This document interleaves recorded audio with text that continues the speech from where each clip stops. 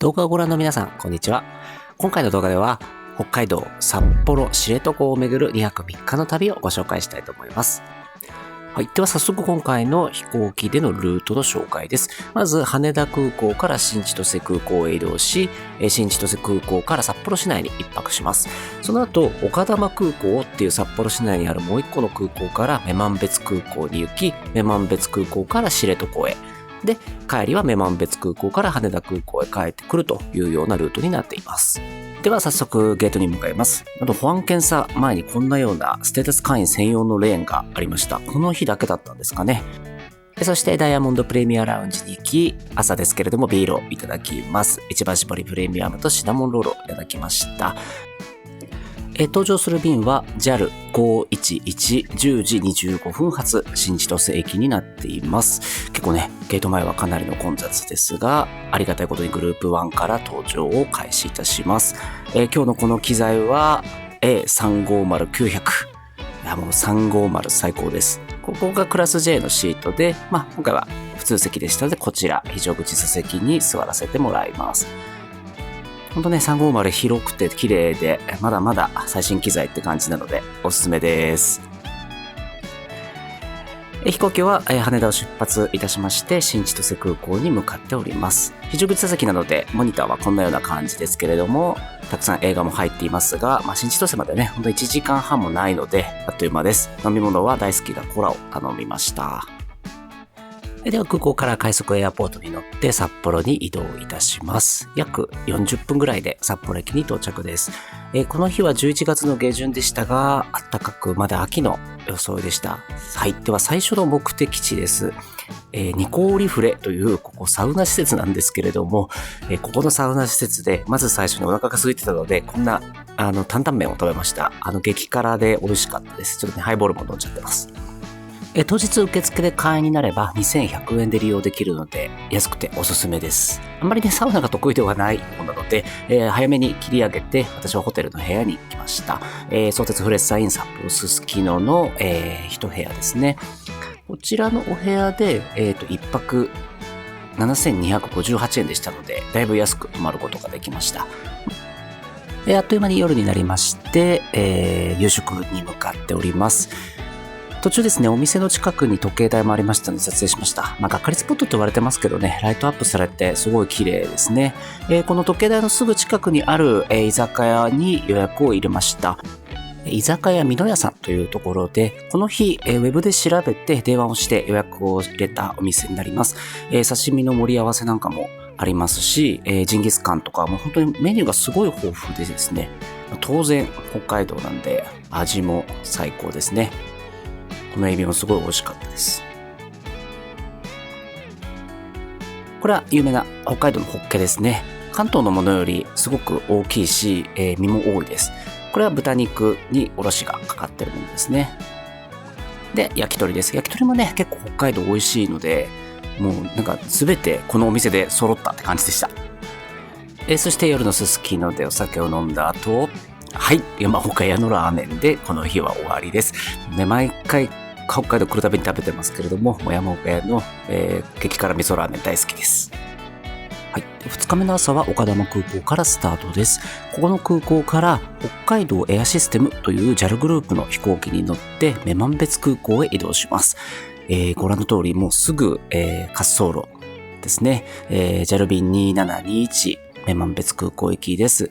機材はこちら映っております通りのプロペラ機になっていまして、ATR42 という機材になっております。なんと搭乗ゲートからは歩いて飛行機に向かっていきます。このような空港でもですね、ちゃんとステータス会員順の優先搭乗がございまして、目の前の紳士が先に行かれてますけれども、この紳士と一緒に、優先搭乗で向かっております。飛行機普段前からなんですけど、これ後ろから乗ります。なので乗った感じはこんなようなところですね。2列2列で後ろまではこんな感じになってます。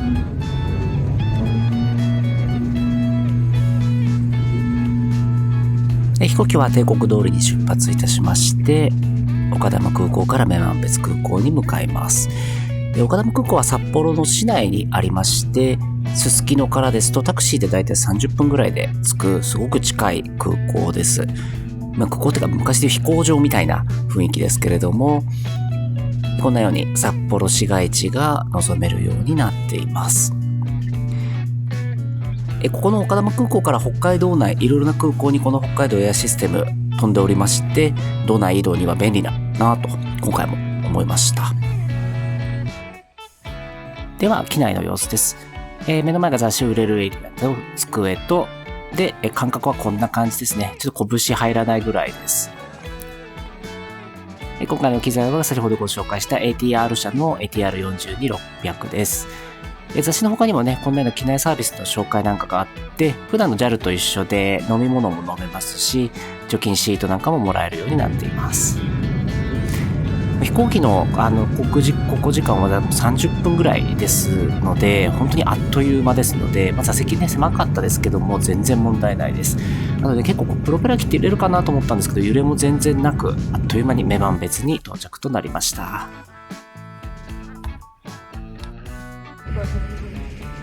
はい、女満別に着きました。今5度ぐらいですけど、すごい晴れてて気持ちいいです。これからホテルに移動します。では女満別空港からは今回観光タクシーを借りて移動しました。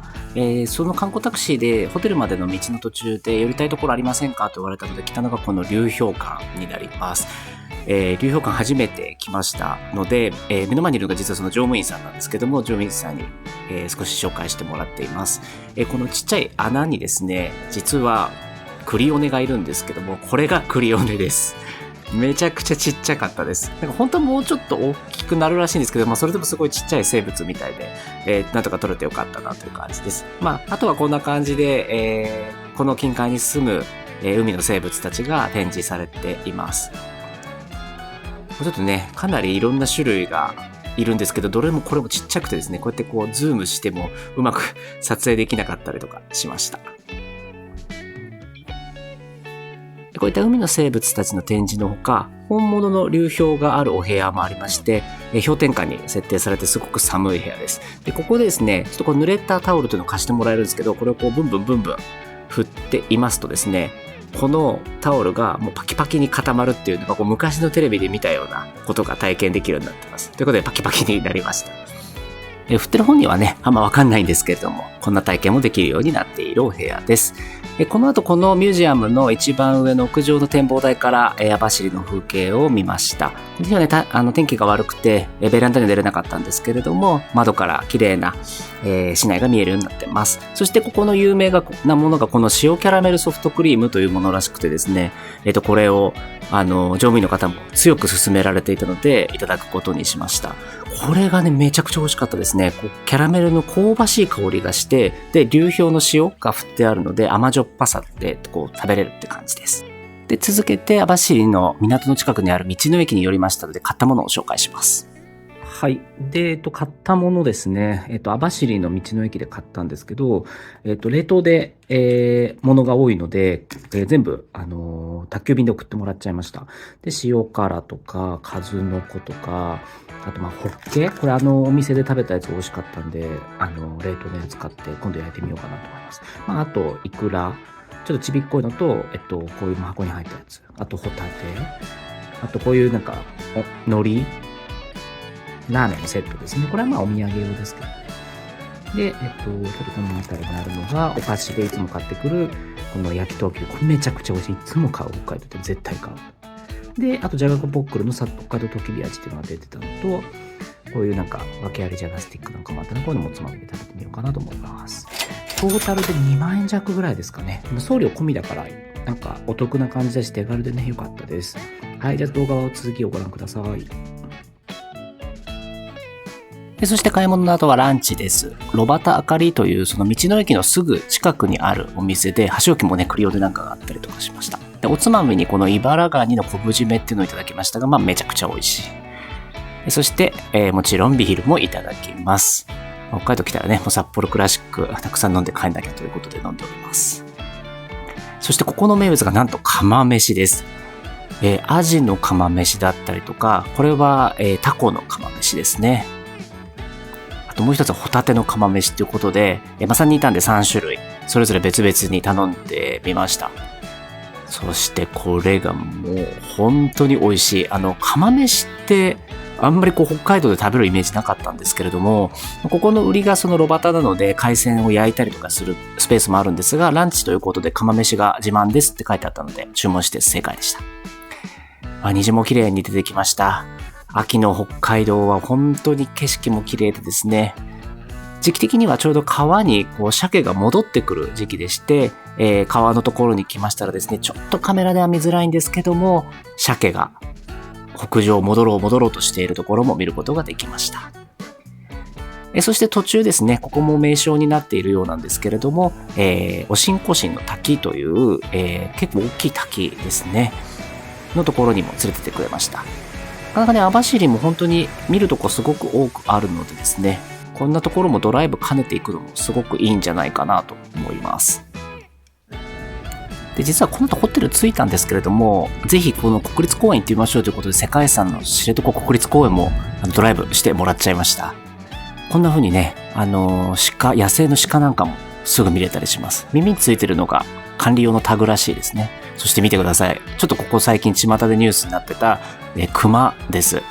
この辺りにも鮭がいるみたいでですね、熊がうろうろしていました。これだいぶズームして撮っていますので、遠くから撮ってるので安全なんですけれども、結構生で見る野生の熊は怖いですね。はい、ではそして、2泊目の宿泊先、北拳知床ホテル&リゾートというところにやってきました。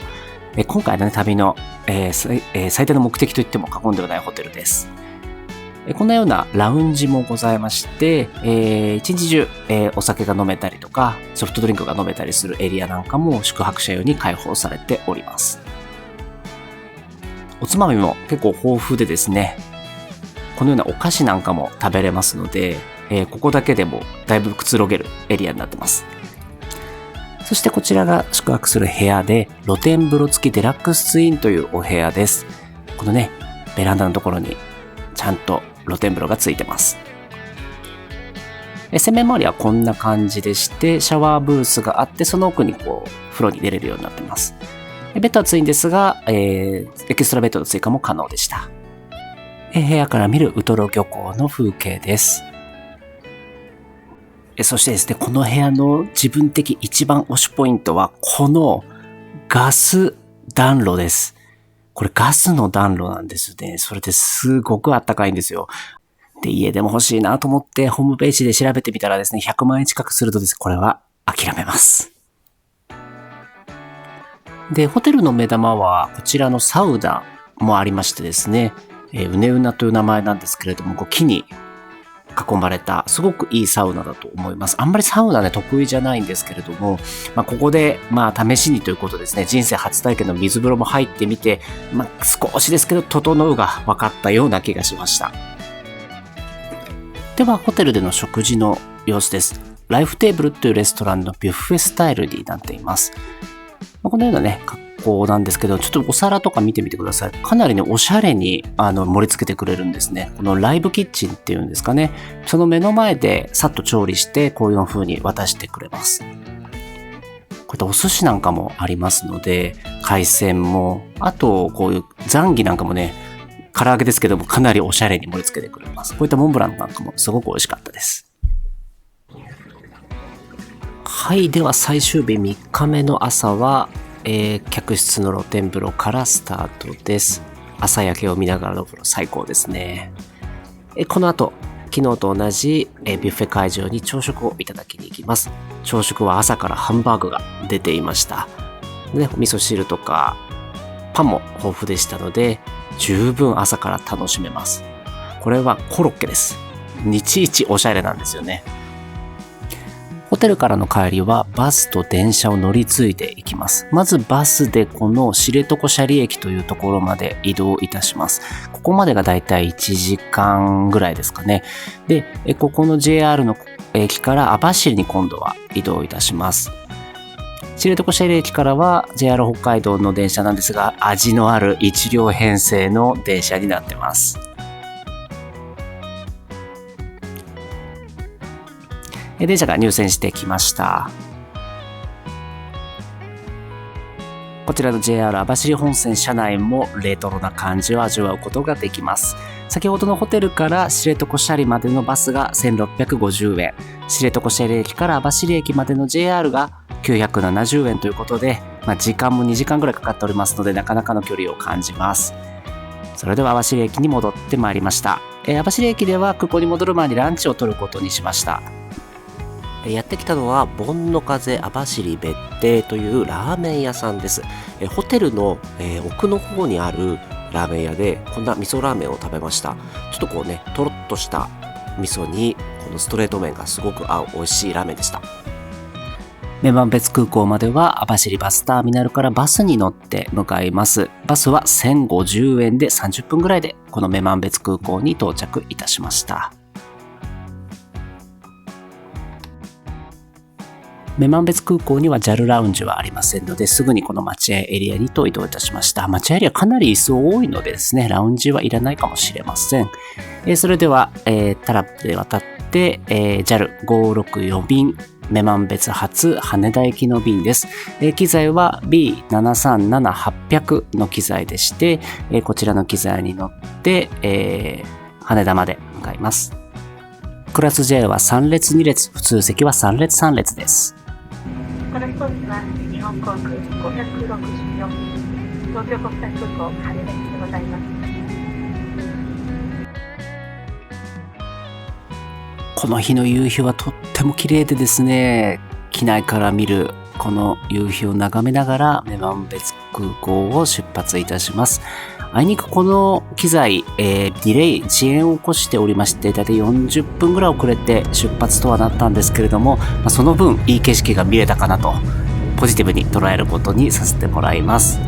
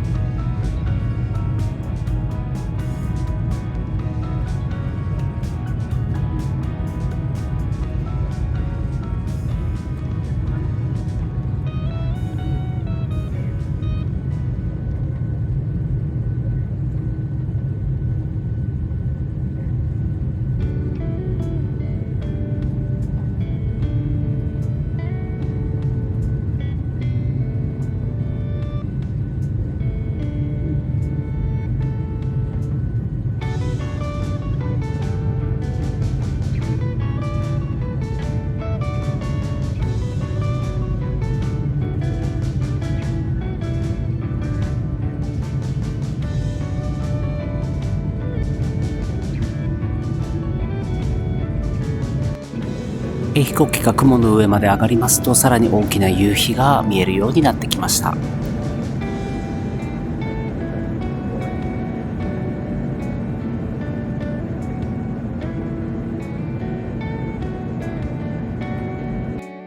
帰りの便の飲み物はホットコーヒーにいたしました。女満別から羽田までは1時間45分。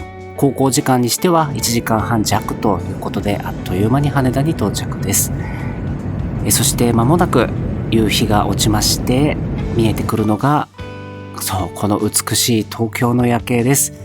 ぜひ皆さんこちらの東京の夜景じっくりとご覧になってみてください。この2023年の最後の動画となります。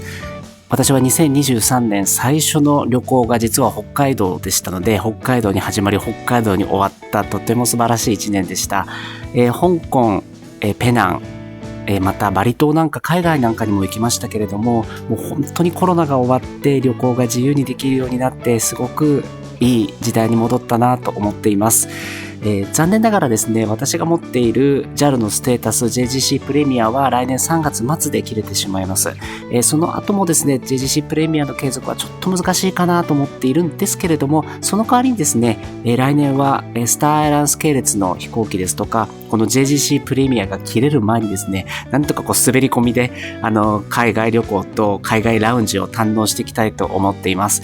それらの動画も2024年年明けにお見せできると思います。今年はミラコスタの動画も非常に再生回数が増えており、視聴者の数も増えたなというふうに認識しております。本当に皆さんご視聴ありがとうございます。来年もぜひこちらのチャンネルお立ち寄りの上、動画をご覧いただき、コメントなんかもぜひお気軽にしてください。チャンネル登録もお忘れないようお願いします。では、ご視聴ありがとうございました。